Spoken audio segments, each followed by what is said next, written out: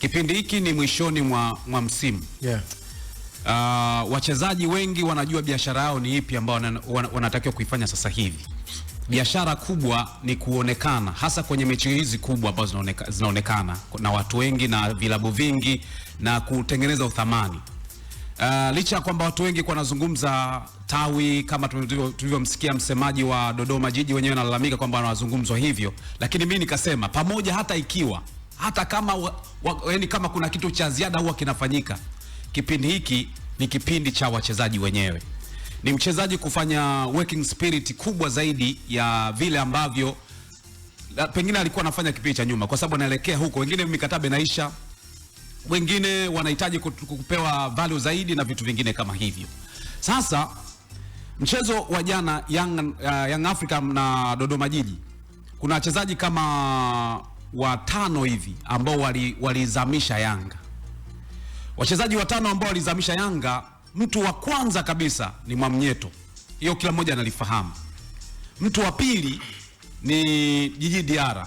Kwa nini Djigui Diarra? Hapo naweza kuzungumza kwa uchache kabla sijataja wengine. Djigui Diarra ndio aliondoa utulivu wa timu kabisa uwanjani. Kumbuka alivyojivunja beki Baka, akaonyesha yani kuna ishara ambayo aliambia mtweni tu, yani ni kama anaambia mtweni tu, yani kakasirika. Timu kakosa utulivu, unamwamsha Masalanga kaa golini. Yeye mwenyewe kwanza alivyokuwa anaingia, yani akaanza aelewi kinachoendelea, itabidi aingie golini. Hao ni watu wawili, Mwamnyeto na nani na Djigui Diarra, wa kwanza kabisa ambao walipelekea Mwamnyeto kufunga goli, Diarra kutokupokea yale mazingira kama anaweza nika convert kama mchezaji mkubwa. Lakini akaja ukija kuangalia kwa Maxim pia Mzengeli, kuna baadhi ya utulivu wa kutoa nafasi kwa wachezaji, mipira ambayo iko inahitajika amwachie mtu mwingine. Kuna sehemu alikuwa anafanya vitu ambavyo havikuwa sahihi sana, kwa maana ya uchoyo. Hatukataa unapokuwa eneo muda mwingine kujaribu ni jambo zuri. La pili anakuja Dube. Sawa, watatu wanne huyo anakuja Dube. Dube alikosa nafasi nyingi sana. Na hizo nafasi kwa mshambuliaji mkubwa kama Dube unategemea na convert anakuwa ni magoli. Unaelewa?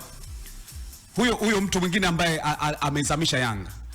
Watano ni Pacome Zouzoua, ambaye naye alifanya makosa mengi sana ya kwenda kufanya nini? Kumalizia. Utakuwa unakumbuka kuna mipira kama mitatu hivi. Kuna moja kutoka pembeni,